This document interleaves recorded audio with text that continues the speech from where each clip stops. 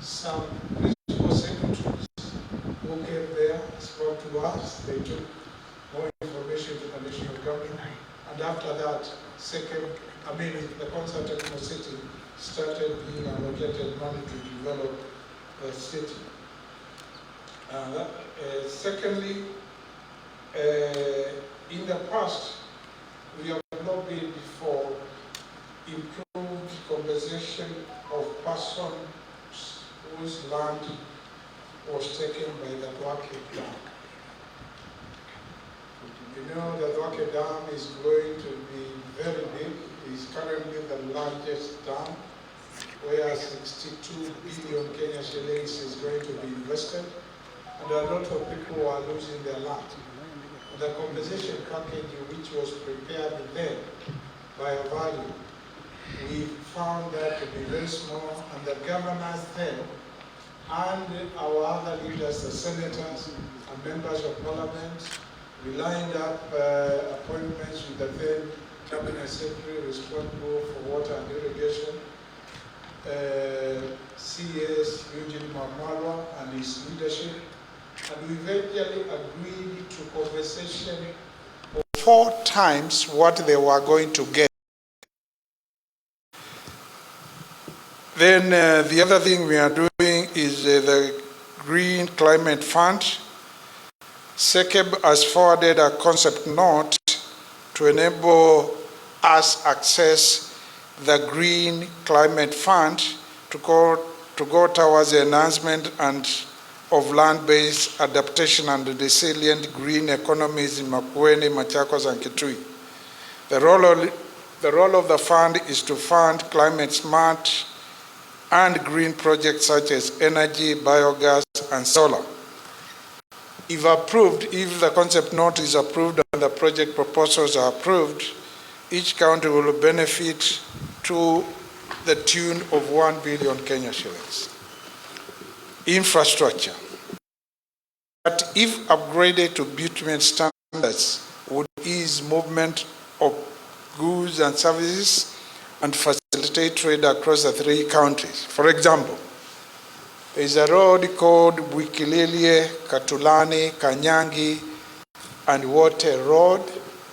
It's already been given to a contractor, and it is being implemented under the Kenya National Highways Authority. It's sometimes referred as a Kenya Vision 20 road.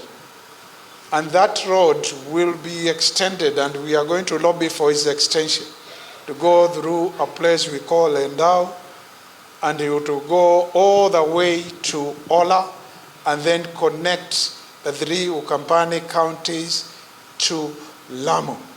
You know, Lamu is one of the biggest ports, if not the biggest, actually second only to Mombasa, but when it's fully developed, it will be the biggest, and we want our people to be able to go there easily.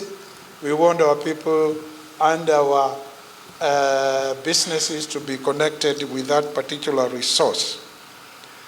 And the other thing, we welcome affordable housing development and social housing development in the region.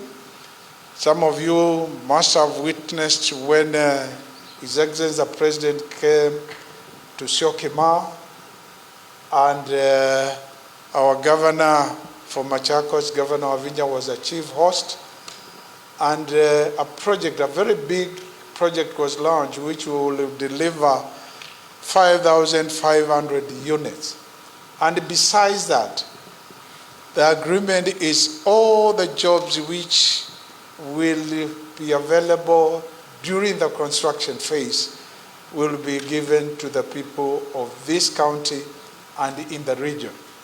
Things like fabrication of doors, windows, and when the structures are being built, the supply of sand, even the supply of ballast will be given to our people.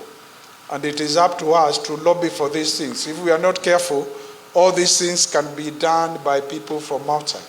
But we have said we will be very strategic. In a subtle but firm manner, we lobby the national government in doing that. Then the other thing we are looking at as a region and as a bloc is on ICT. And we want to have access to the fiber optic cable program which the national government has initiated. Those of you who attended the Jamhuri celebrations in Nairobi or watch on national TV, the national government has launched a huge project where fiber optic cables, which are already in our towns. They are in Kitui town, they have gone to Mwingi, they are also in Wote, they are in Machakos, and I think they have gone even through Machi. But now the national government has said it's going to extend the fiber optic cable program to other towns, smaller markets, and even to public institutions like TVES, like vocational centers, like village polytechnics, like hospitals, and create what we call hotspots. So that in an hotspot, you'll be able to sit somewhere near and be able to access internet because they will put Wi-Fi facilities. You know, we are in what we call the information age, the digital age. And we are going to lobby the national government, and even as we address this particular press conference, we are requesting the national government to use the 3 counties as a pilot, so that this program we pilot. You know, when a county becomes a pilot, they usually benefit a lot. A good example, when Machakos was one of the 4 counties where UHC, Universal Health Care, was being piloted, Machakos is ahead of most other counties. So we are requesting that the national government, and we will lobby for it, so that our counties could be pilots and some of those things start being enjoyed by our people very early on. The other thing we want, because it will spur industrialization, it will also help in education, is on matters electrification and green energy. The 3 counties will continue to collaborate with the Rural Electrification and Renewable Energy Corporation. It used to be called REA, now it is called REREC, that long name is REREC, and Kenya Power and Lighting Company to increase the last mile connectivity program across the 3 counties. This will focus on connectivity to schools, health centers. We have boreholes which are really powered even by solar power, because we don't want just to rely on electric power, and also homes will be connected.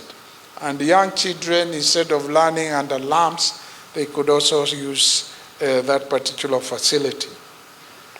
And we will make sure, you know, we are blessed with the sun resource. If you put some solar energy project anywhere in Ukambani, it will thrive because sun is available 12 hours a day, and therefore the recharging of batteries will take place. The other thing which we discussed today is about climate smart agriculture and promotion of food security. One, we want to adopt irrigated agriculture and we move away from rain-fed agriculture. And we are going to invest individually and collectively, and when I say individually, as counties, heavily in sand dams, in water ponds, in dams, and also take advantage of the 100 dams program which the national government has announced, so that we identify places well in advance and we work with the national government. So in strategic places within our respective counties, we can have those particular dams established. If I may give the example of Kitui, we worked with the Southeastern Kenya University way back in 2016, and prepared reports by experts where in the rivers, in each ward, each of the 40 wards, where we can have 60 sand dams. And that will be a total of 2,400 sand dams. And if you imagine we have 2,406 dams, 400 sand dams in Kitui, we have a similar number or even more in Machakos. We have the same number or even more in Makueni, and we have dams, and we have water ponds. We will have most of the water which normally goes into our rivers and goes into the Indian Ocean being collected for irrigation. And also the general climate will improve. Also, to improve the climate, we will going to get our administrators to work alongside the national government administrators. And when I talk about our administrators, I'm talking about the village administrators, the ward administrators, the sub-county administrators, to work together with the national administrators. You heard the president talk about it, that the chiefs, sub-chiefs, nyumba kumi, the assistant county commissioners, the deputy county commissioners will be involved in planting the 50 billion trees which are supposed to be planted so that we can increase the forest cover in our country and we mitigate the effects of climate change.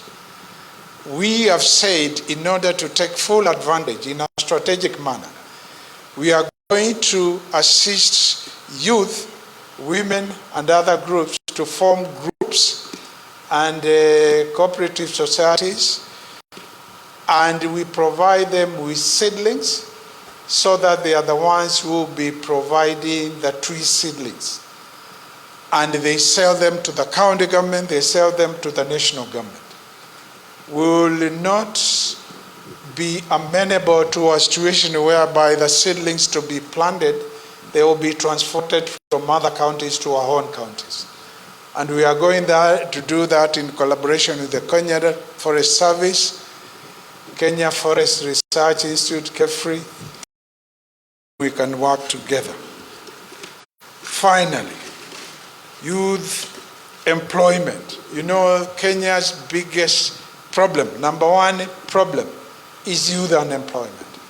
In all these things we are doing, we will ensure that we don't forget youth employment. We want to ensure our youngsters who leave Form 4 and even Standard 8, if they don't transit to Form 4, although we like them to go to secondary school, virtually all of them, we would like them to acquire some skills.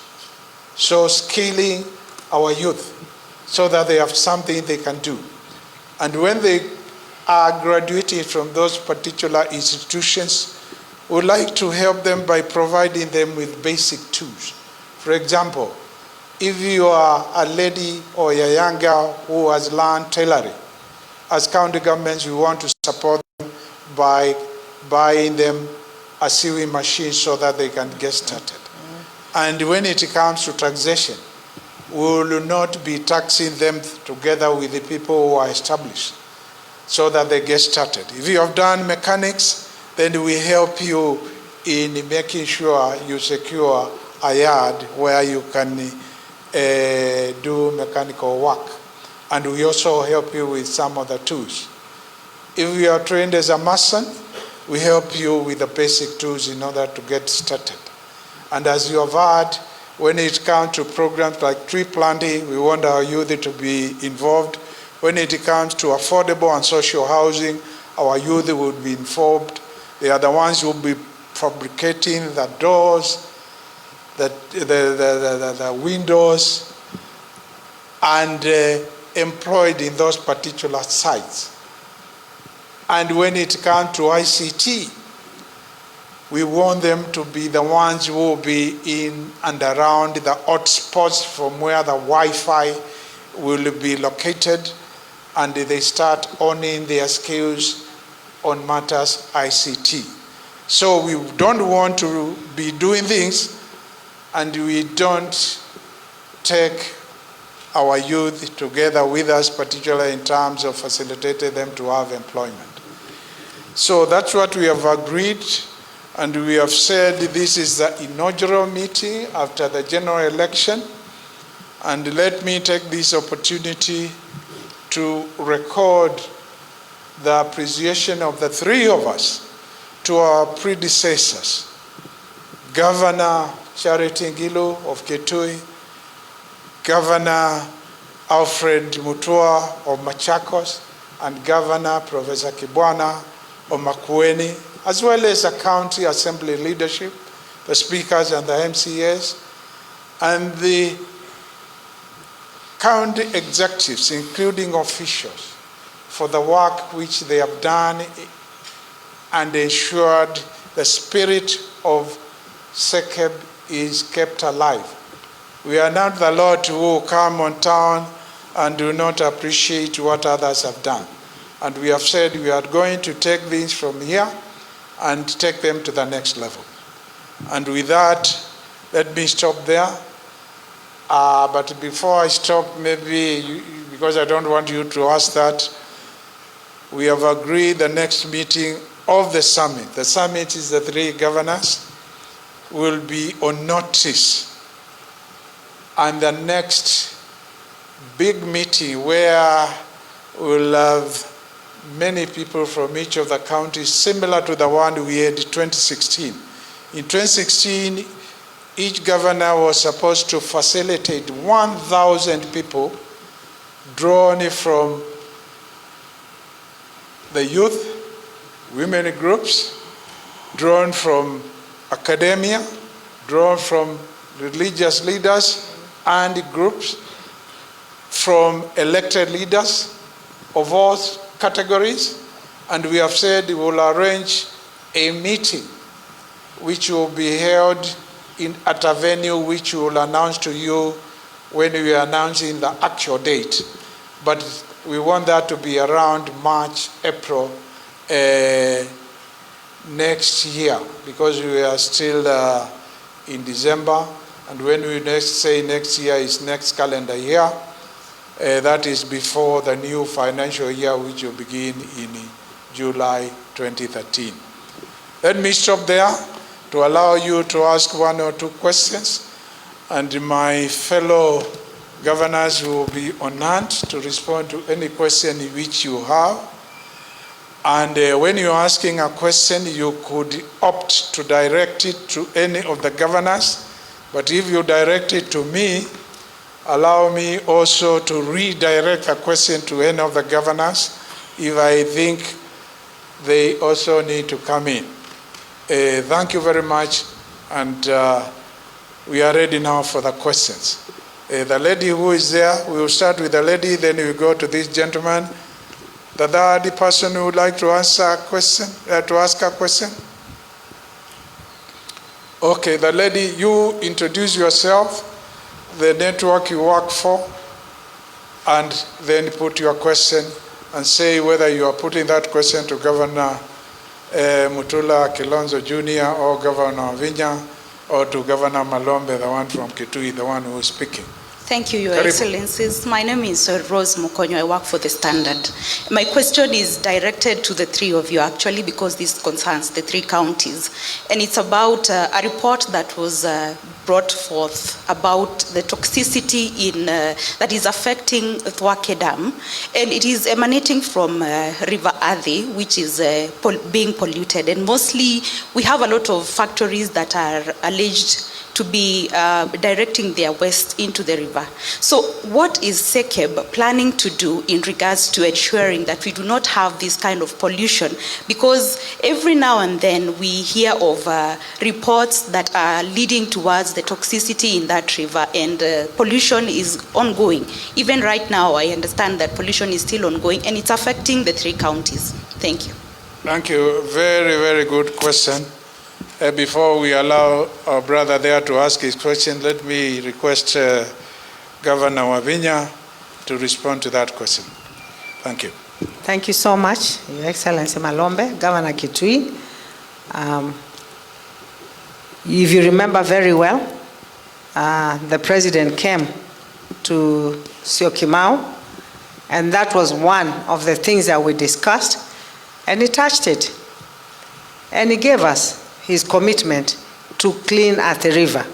So what we have requested him is to make sure that we are stakeholders in that commission for cleaning the water, because it affects us. If we clean the river from Nairobi to Machakos, the other people will get clean water.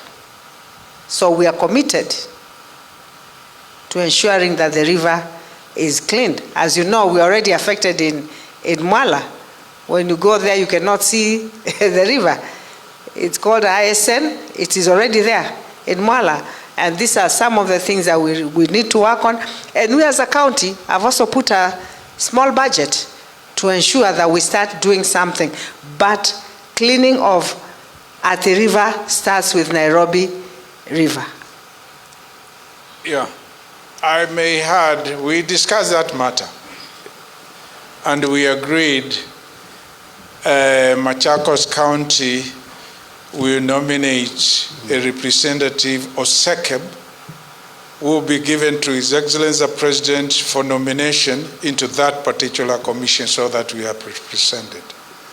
I don't know, Governor Mutula, yes. You want to add something? Yes. Thank you. I have a lot of passion about this issue, and the law, Environmental Management Act, is very clear about some of this issue, and in fact identifies the people who are polluting the river as a principle in law called polluter pays principle. The national government should not spend a coin cleaning that river. That river should be cleaned by the industrialists who are polluting the river. I've said this before and I want to repeat. The national government put in place a mechanism along the standard gauge railway that punishes anybody who destroys what you call strategic investments. And the penalty for destroying strategic investments is life sentence. I see no reason why we should not sentence to jail or close factories of people who are throwing effluents deliberately. So my view is, and has been, and when we visited Thwake Dam in June 2021, the commission is welcome, but the better option is to get NEMA some teeth. The NEMA that we have is asleep, because all you need to do is use the provisions of the law, and you go and put what we call a notice, a restoration notice. Once that restoration notice is placed, that person is supposed to restore the environment. We must all be clear, if we are going to deal with climate change, we must punish those people who are not only emitting effluents into the river, they are causing diseases along the river course and increasing our costs of preventive healthcare. It has been said that if we can deal with our waterborne diseases as counties, we are going to save up to 30% of our budgets. Thank you. Thank you. Thank you. My friend? Thank you very much. Excellencies, my name is Ali Afman, representing Inna News. My question is directed to Excellencies because it is SEKEB. Excellencies, 6 years down the line, Konza Technocity, SEKEB was launched. But 6 years down the line, no secretariat. What is the challenge of facing SEKEB? Thank you very much. Thank you very much. I will request Governor Mutula Jr. to respond to that question. Yes. Thank you. There's a very valid question, and the answer to that is pretty simple. That in fact, until now, only Makueni and Kitui have passed the law on SEKEB. And what does that mean? In the Act, if you read the current Act, it tells you that if you are going to employ a chief executive, the regulations for that, the employment of that chief executive must be approved by the county assembly. The payment for that chief executive must also be approved in a budget to the county assembly. What does that say? In the absence of an act, in the absence of a budget passed by assembly, in an absence of regulations for hiring a CEO, the hands of our predecessors were tied. Now they are not, because now we have the law, we have put in place those mechanisms to put a secretariat. I want to say that this is a milestone, because just to achieve commonality of a legal legislation that is agreed across board is not easy. The fact that they have given that provision, most people have not done it, and I think out of the 7 economic blocks in Kenya, we are leading insofar as having a legal framework that will anchor the secretariat and what we are doing in law, because it's not just hiring a secretariat. We are contemplating doing joint projects. Just joint projects can only follow what we call the public finance management framework. Thank you. Thank you. Maybe Chair. Let me allow Wawinya. I know there is something she wants to say about whether they have passed the law or not. I can say that I want to thank the County Assembly. They passed the law, and we are going to gazette it by Friday. Thank you. Makofi. Not that they were behind the two of us very far. It was a transition. Kitui, we just gazetted the other week. Yeah. So they are doing it this week. Makueni, we almost gazetted at the same time. But the 3 assemblies passed the law, and we want to record our appreciation to them. Thank you. Any other question? But in the meantime, we have a person who has been performing the duties of acting CEO, who was brought on board by our predecessors, and we have agreed they will continue as we ensure that the fine-tuning of the law where there are lacunas is done, so that we do it very well and is not subject to challenge by anybody who may want to challenge the same legally. Thank you. Anybody else who has a question? Okay. The other thing, although we gave only the example of one road, the one we said Wikilili, Katulani, Kanyangi, and Wote, there are other roads which are being done. And we are concentrating mainly in roads which connect 2 counties within our region or outside our region. And the full list of those roads will be available to you when all the details are worked out by our sectoral working committees, because we will have sectoral working committees which will prepare detailed reports. Thank you. And Your Excellency, since we're in Machakos, if I could just mention, I know it's SEKEB, that we are doing we have also proposed Kangundo, Mwala, which connects into Kitui Road. If it connects to Kitui Road, it will go and connect to Lamu. Exactly. And Makueni. And the other one is the road to Tulilia, Makueni. And then there is a Mombasa Road to Keno, which will go on the other side of Kangundo, Garissa Road, and also Kitui Road. Yeah, we've also discussed during our meeting, we'll lobby and keep on pressing for the dualing of the Chumvi Machakos Road, the Chumvi to Konza Road, even the railway to be extended here. And if you are in Kitui and you are starting a dual road in Machakos, you are better off. We are the biggest beneficiaries of the expressway. When you just at Mulolonga and you get expressway and you are going to Westlands, it takes only 8 minutes. We are the biggest beneficiaries. So don't say, oh, haikuji Kitui, ama haikuji Wote.